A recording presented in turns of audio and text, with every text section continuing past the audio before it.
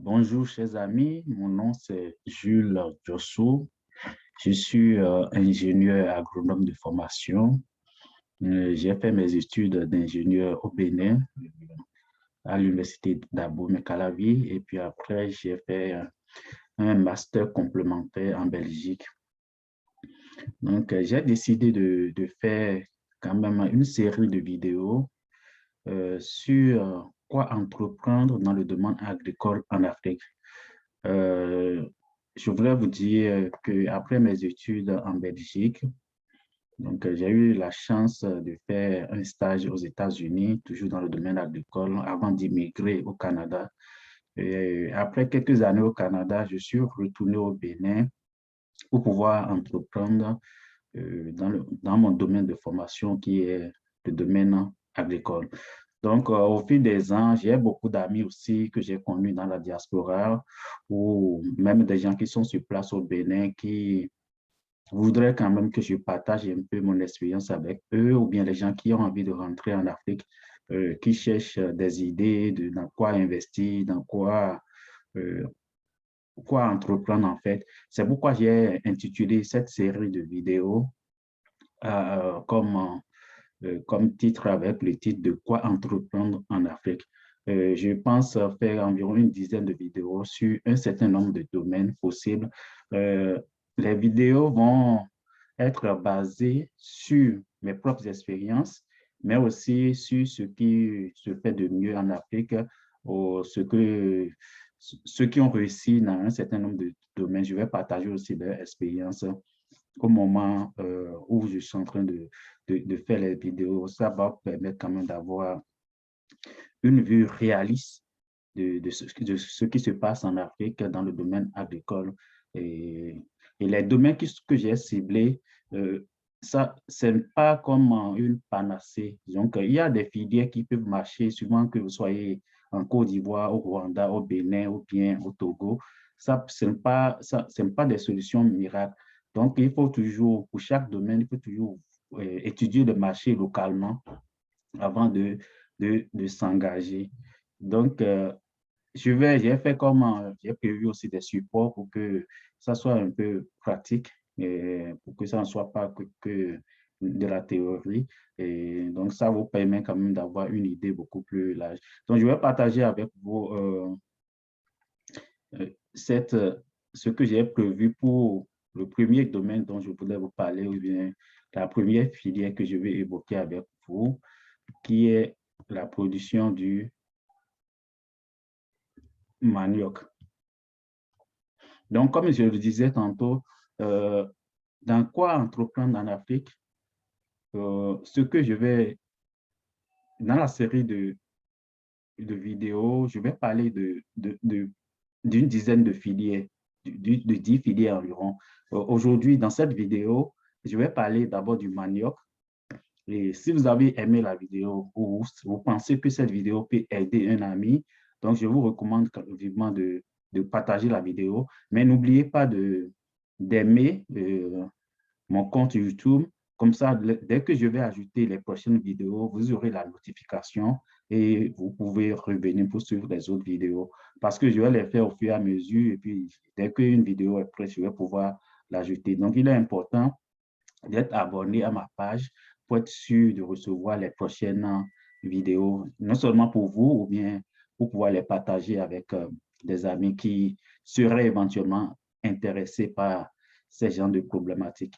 Donc, comme je le dis, aujourd'hui, je vais parler d'abord du manioc. Comme vous le savez, le manioc, c'est quand même une culture qui entre dans la tradition africaine et dans le golfe de Guinée, même au-delà de nos frontières en Amérique du Sud, le manioc est produit. Et le manioc est quand même une culture intéressante dans la mesure où toutes les parties de la plante sont utilisées, des racines, la tige, les feuilles, tout est utilisé. Et on peut faire énormément de transformations avec les tubercules dès que c'est récolté, les dérivés, les épluchures peuvent permettre de nourrir les animaux, les feuilles aussi. Donc, c'est une plante quand même essentielle qui participe à l'autosuffisance alimentaire en Afrique. Donc, je trouve que c'est une c'est une culture intéressante. Si vous voulez vous lancer en Afrique, c'est une culture que vous pouvez envisager. Même si vous êtes en Afrique et vous êtes débutant, et vous pouvez aussi essayer le manioc parce que la culture du manioc n'est pas tellement exigeante. Et c'est une plante qui va beaucoup plus résister euh, aux intempéries et aussi à la sécheresse. Donc, il y a quand même des variétés qui sont sur place qui vont vous permettre quand même avec un effort minimum, d'arriver à produire et d'en tirer quand même un bon rendement de la production du manioc. Donc, cette vidéo, on va parler rapidement du manioc. Je voulais dire aussi que les vidéos, je ne voulais pas qu'elles soient trop longues. C'est juste, moi, je vous mets sur les pistes, mais en réalité, si la filière vous intéresse, il y a toujours des services locaux euh, de, liés au ministère de l'Agriculture et ces services vont vous permettre quand même d'aller plus loin. Il est possible aussi d'aller, si vous voulez vous installer dans un village, il y a toujours des producteurs de manioc ou bien de la culture qui vous intéresse, qui sont sur place. Vraiment, c'est des bibliothèques qu'il faut consulter pour savoir la réalité du terrain, pour savoir si ce qu'il faut respecter, ça va vous accompagner un peu, même si vous n'êtes pas du domaine agricole. Le manioc, ça se fait facilement, même si vous n'êtes pas du domaine agricole, avec des connaissances de base. Et au fil des ans, vous allez vous améliorer et atteindre un rendement optimum. Donc, la photo que j'ai mise là, c'est une des personnes qui ont réussi dans la culture du manioc en Afrique. C'est une Nigériane. Et aujourd'hui, elle fait jusqu'à 10 000 tonnes de manioc par an, donc c'est considérable. Et elle fait près de 7 milliards de francs CFA par mois, non pas par an, pardon, 7 milliards par an en faisant la culture du manioc. Donc, vous voyez combien de fois des cultures qu'on pense qu'on peut les négliger, mais ces cultures peuvent apporter beaucoup lorsqu'on s'y met, on met de l'énergie. C'est vrai que ça va nécessiter du travail, ça va se faire sur plusieurs années parce que cette dame, elle a commencé en 2005, mais elle a connu aussi des difficultés comme tout le monde, comme tout entrepreneur, elle a eu des difficultés, mais avec un peu de persévérance, elle est devenue comme une icône dans la production du manioc. Et quand on veut mettre comme indiquer quelqu'un en Afrique qui produit du manioc, elle fait partie de ces rares, surtout qu'elle est une femme qui s'est engagée dans ce domaine. Donc, son expérience, on peut s'inspirer de son expérience quand on veut aller s'engager dans la production de manioc. Donc, j'ai pris quelques informations sur elle pour vous montrer un peu ce qu'elle fait. Donc, elle a créé sa société euh, autour des années 2005. Et aujourd'hui, quand elle a commencé, elle était seule avec avec 6 employés. Aujourd'hui, elle travaille avec près de euh, 5000 fermiers. C'est-à-dire que ce qui se passe souvent dans la production, lorsque vous arrivez à un certain niveau donné, surtout que quand vous avez des débouchés sûrs, comme elle, quand vous avez des débouchés sûrs, vous ne pouvez plus produire vous seul pour pouvoir satisfaire vos clients. Donc, qu'est-ce qu'on fait dans l'environnement? Vous pouvez trouver de petits fermiers et les accompagner, soit en leur fournissant les boutures, en leur fournissant, si c'est d'autres cultures, des semences, et avec la garantie au retour de racheter la totalité de leur production. Donc, ça permet de venir compenser ce que vous-même vous produisez sur votre propre ferme. Donc, elle a environ 400 hectares de manioc qu'elle fait et ça permet une production annuelle autour de 10 000 tonnes. Je l'avais évoqué tantôt.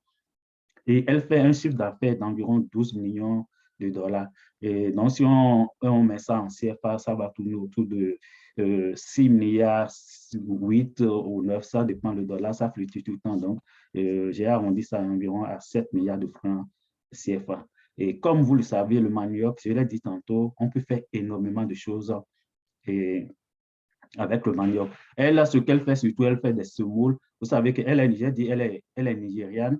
Donc, et Yemisi, elle est nigériane. Donc, les Nigérians mangent beaucoup les foufous, tout ça, les semoules, pour faire les pâtes. Donc, les Nigérians en mangent beaucoup. Donc, elle fait ces choses pour la production locale. Elle fait des farines. On peut faire maintenant, au lieu d'importer des couscous qui vont revenir plus cher sur le marché, on peut transformer le manioc aussi pour faire des couscous. L'amidon du manioc, vous savez, on peut faire le tapioca qui est consommé dans l'Afrique de l'Ouest beaucoup. Il y a différentes sortes de farines qu'on fait avec le manioc. Il y a le gari aussi qui est consommé un peu au Bénin, Togo, et puis un peu aussi dans la sous-région. Et on peut faire de l'alcool et d'autres produits. Donc, vu qu'elle a atteint quand même un certain niveau de production, aujourd'hui, elle a des partenaires comme un grand groupe comme Nestlé et qui elle fournit en amidon et d'autres dérivés. Il y a une grosse entreprise aussi qu'elle fournit qui est Unilever. Donc, vous voyez jusqu'où elle est allée dans la production du manioc. Et aujourd'hui, elle cherche toujours elle cherche toujours à agrandir, à continuer à agrandir parce que elle sait que le marché est encore énorme. Donc, il y a toujours de la place à prendre dans le marché. Donc, elle cherche toujours à agrandir sa production, ses productions, augmenter ses tonnages et aller encore beaucoup plus loin. Peut-être dans 5 ans, dans 10 ans encore, au lieu de faire 10 000 tonnes, et donc, elle peut atteindre 20 000 tonnes et puis aller au-delà de ça. Donc, quand vous voyez cette production, c'est sûr qu'il y a de la place à prendre. Il y a de la place à prendre. Et puis, la plupart du temps, les produits dérivés du manioc sont des produits qui se conservent facilement. C'est-à-dire, lorsque vous récoltez les tubercules, on peut les transformer en différentes farines. Les farines se conservent beaucoup plus. Donc, ce n'est pas des denrées très périssables. Donc, ça fait que on peut même jouer un peu pour les introduire sur le marché, pour identifier la bonne fourchette pour pouvoir les vendre. Même comme le manioc, ça reste quand même entre au moins 9 mois. On peut le garder au champ 9 mois jusqu'à 18 mois. C'est-à-dire, même dans la planification de votre récolte, vous pouvez envisager des périodes où vous savez que euh, le coût est quand même intéressant sur le marché.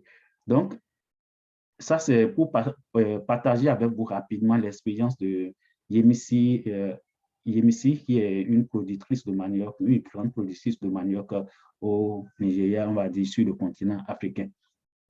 Maintenant, pour vous, si vous voulez vous voulez produire le manioc, vous vous lancez dans la production du manioc, il est essentiel de commencer, si vous n'avez pas une expérience dans le domaine, de commencer à petite échelle. Idéalement, vous pouvez faire 1 hectare, mais on peut faire même un demi-hectare si possible la première année. On voit ce que ça a donné. Ça vous permet aussi de voir le marché, savoir quels sont les débouchés qui s'offrent à vous et avant d'agrandir progressivement votre production. Quand je parlais de Yemisi tout à l'heure, j'ai dit qu'elle a commencé en 2005 avec seulement 6 employés. Aujourd'hui, elle travaille jusqu'à près de 5000 petits fermiers. Donc, il faut du temps. Il faut du temps. Il ne faut pas aller trop vite, sinon vous allez brûler vos revenus. Donc, il faut prendre le temps de connaître le marché, d'avoir des débouchés sûrs. Donc, quand vous commencez, vous pouvez, moi, j'ai mis des chiffres ici par rapport à 1 hectare. Et c'est vrai que ces chiffres sont aussi à titre indicatif pour vous donner une idée. Parce que dans la réalité, ça peut varier d'un pays à un autre. Ça peut varier d'un pays à un autre. Les conditions ne sont pas les mêmes. Et mais ça, là, ça vous donne quand même une idée du budget approximatif que vous pouvez avoir pour pouvoir commencer. Donc, quand vous commencez ça, j'ai mis, il faut environ entre 400 000, 350 000, 400 000 à 500 000. Et c'est vrai, ici, ça ne prend pas en compte le domaine, c'est-à-dire l'espace que vous allez utiliser pour faire la production. Mais quand on commence, surtout si vous n'avez pas, vos parents n'ont pas un domaine, ce qu'il faut faire, il est possible dans certaines régions d'Afrique de louer un terrain pour l'année ou bien sûr quelques années. Il est possible aussi de demander à des producteurs s'ils ont des terrains qu'ils n'utilisent pas. Il y a toujours la possibilité. On sait qu'en Afrique, il y en a quand même un sentiment de solidarité très poussé. Donc, il est possible quand même de chercher, de trouver un espace. Et ce qui est important aussi, de s'installer dans une région où on sait que cette culture se fait facilement. Et donc, il faut faire quand même une prospection pour aller voir les producteurs locaux, ce qui se fait dans le domaine. Et ça va vous faciliter aussi le coûtement du produit à la fin. Donc, L'itinéraire technique, j'ai mis quelques informations, mais comme je l'ai dit aussi, ces informations sont toujours disponibles, soit au niveau des producteurs locaux, soit au niveau des techniciens agricoles dans votre région. Donc, vous pouvez toujours vous rapprocher d'eux pour pouvoir prendre ces informations parce que l'itinéraire technique, ça va varier aussi par rapport à la variété que vous voulez cultiver parce qu'il y a plusieurs variétés en Afrique, suivant les pays. Donc, c'est des choses qu'il faut adapter suivant la variété que vous voulez cultiver. Donc, les boutures aussi, j'ai mis le prix, les boutures de manioc, vous pouvez les trouver autour de 25 francs à 50 francs CFA. Donc, ça aussi, ça va varier suivant les pays. Et donc, il y a d'autres techniques de production, mais la plus utilisée, c'est pas les boutures. Donc, c'est pourquoi j'ai mis ça là ici. Et quand vous allez évoluer dedans, peut-être vous pouvez trouver des techniques de multiplication végétative qui vont aller beaucoup plus vite. Donc, par rapport à la fertilisation, le suivi phytosanitaire, ça, c'est les informations que vous pouvez chercher localement, comme je l'ai dit, au niveau des producteurs, au niveau des services techniques agricoles de votre région. Donc, la production, ça va aller entre 9 mois à 18 mois. Déjà à 9 mois, si tout se passe bien, vous pouvez commencer par récolter et progressivement, et puis continuer, et puis les tubercules vont continuer par grossir. Donc, de façon générale, si l'itinéraire technique est bien suivi, un pied de manioc va donner entre 10 à 15 boutures et vous pouvez aller chercher environ entre 1 million à 1,5 million par hectare pour votre production. Donc, ça, c'est les informations de base qu'il faut adapter à votre région. Donc, autre chose qu'on pouvait dire par rapport au manioc, j'ai déjà commencé par parler des utilisations possibles. Et puis, il y en a tellement, tellement en Afrique, ce qui fait que si vous produisez du manioc, vous ne pouvez pas, en principe, ne pas trouver un marché d'écoulement. Si vous prenez la Côte d'Ivoire avec Attiéké, le Nigeria avec Foufou, le Bénin avec du Gari, Tapioca, l'Afrique centrale, on va parler des bâtons de manioc, on peut faire des liqueurs, on peut faire la bière, on peut faire énormément de choses. On peut vendre l'amidon, mais avant d'arriver à ce niveau de vente d'amidon, c'est qu'on a quand même un marché plus important. Donc, on l'utilise aussi dans l'industrie textile. On peut y transformer et utiliser le manioc aussi dans la fabrication de la colle.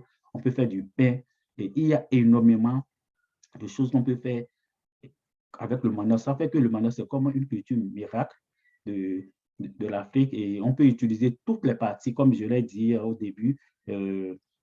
Si vous pouvez vendre les épluchures, si c'est vous-même qui transformez votre manioc, vous pouvez vendre les épluchures aux éleveurs, que ce soit les éleveurs de porcs ou d'autres de moutons, des petits ruminants.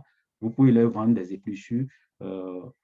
D'autres dérivés, quand on fait le gari, quand on fait le tapioca, il y a d'autres dérivés que vous pouvez récupérer et vendre localement. Ça permet aussi d'augmenter votre chiffre d'affaires. Il est aussi peut-être important de penser que c'est possible avec le manioc de ne pas, dès que vous commencez, vous êtes au début, si vous êtes vraiment un jeune qui commençait, vous n'avez pas vraiment besoin de chercher à liquider, à écouler vous-même. Vous pouvez vendre directement les tubercules au champ. Surtout les premières années, il faut peut-être penser à vendre directement les tubercules au champ parce que vous n'avez pas déjà, parce que pour transformer, il faut encore d'autres, il faut acheter du matériel, peut-être vous n'avez pas un gros budget. Donc, les premières années, vous commencez par vendre des tubercules au champ. Les dames vont venir chercher, acheter par bassine. Les gens savent comment ça se fait en Afrique. Et après, dès que vous allez commencer par avoir les pieds à terre, de reins solides, vous pouvez commencer par acheter des matériels de transformation. De façon générale, lorsqu'on transforme soi-même, on gagne beaucoup plus d'argent, mais ça va vous demander un peu plus d'investissement pour pouvoir aller de l'avant. Donc, voilà, c'est la première vidéo que j'essaie de partager avec vous par rapport à quoi produire en Afrique, dans quel domaine il faut entreprendre en Afrique. Je vais parler, comme je l'ai dit au début, je vais parler de toutes ces filières que j'ai listées ici. Je vais parler de piments et des tomates. Mais quand je vais parler de piments et des tomates, moi, mais je les produis sur ma ferme au Bénin. Je vais parler de la production de contre-saison. Parce qu'il ne sert à rien Vous savez bien que pendant la saison des pluies, quand tout le monde produit, on a des tonnes de tomates qui pourrissent au champ parce que les tomates arrivent sur le marché au même moment. Donc, ça fait qu'il y a beaucoup de pertes. Or, si vous produisez en contre-saison avec un système d'irrigation goutte à goutte, je vais vous montrer ce que j'ai fait dans ma ferme quand je vais faire la vidéo sur les tomates et les piments. Donc, ça vous permet d'arriver sur le marché et de vendre vos tomates, vos piments à un bon prix. Et la concurrence est moindre sur le marché. Donc, vous écoulez beaucoup plus facilement et vous n'avez pas des pertes post-récolte. Vous n'avez pas beaucoup de pertes post-récolte. Je vais parler aussi des poulets chers. Les poulets chers, je les fais aussi sur ma ferme. Je vais parler mais la réalité des poulets chers, je vous le dis tout de suite, elle varie d'un pays à un autre. Il y a des pays comme quand on prend la Côte d'Ivoire et le Sénégal, où l'environnement économique, c'est-à-dire le gouvernement a créé des conditions pour que les producteurs, les éleveurs de poulets chers peuvent concurrencer l'importation. Or, si vous prenez des pays comme le Bénin, où il n'y a pas vraiment une législation qui protège les éleveurs locaux, c'est beaucoup plus difficile de faire des poulets chers au Bénin et d'arriver à rentabiliser ça correctement. Mais quand je vais parler de ça, je vais revenir plus en détail. Il y a les poules pondeuses, c'est aussi la même réalité. Si dans votre pays, ce n'est pas bien protégé le levage, donc vous pouvez produire et rentrer en concurrence avec les gens qui vont importer. Et l'importation, ça peut être moins cher que vos coûts de production. Donc, ça risque de vous créer quelques ennuis. Il y a une filière qui est intéressante aussi que j'ai fait sur ma ferme, c'est les lapins. Donc, vous pouvez produire les lapins, c'est quand même une viande très intéressante qui est recommandée par les médecins. Donc, c'est une viande, c'est un élevage qui est facile. Donc, si vous étudiez le marché, vous voyez que c'est un marché qui est dynamique, qui est ouvert, et puis vous pouvez vous lancer dans la production, dans l'élevage du lapin. Donc, il y a des filières comme le palmier à huile, on peut revenir sur ça. Le soja, j'ai mis le soja parce que cette culture est intéressante dans la mesure où de plus en plus de gens se lancent dans l'élevage en Afrique. Mais vous savez que quand on parle d'élevage, on parle de provence. Et dans les provances, on a besoin de soja, on a besoin du maïs, on a besoin du soja. Donc, si vous produisez du soja, si vous-même, vous n'êtes pas éleveur, vous pouvez toujours le vendre. Donc, il y a quand même un marché important pour le soja. Le porc aussi, c'est intéressant pour beaucoup de pays en Afrique. Je vais en parler aussi, j'en ai fait aussi sur ma ferme. Et on va parler du piment, j'ai dit piment déjà, je l'ai mis 2 fois, mais on va parler aussi des petits ruminants. Donc, toutes ces vidéos vont venir au fur et à mesure. Et donc, si vous avez aimé cette vidéo et vous voulez être sûr de recevoir la notification dès que je vais mettre une autre vidéo, vous devez essayer d'aimer mon compte YouTube et puis partager la vidéo aussi pour que beaucoup de gens puissent la voir. Et ça va permettre au fur et à mesure de former comme une communauté autour de ces problématiques.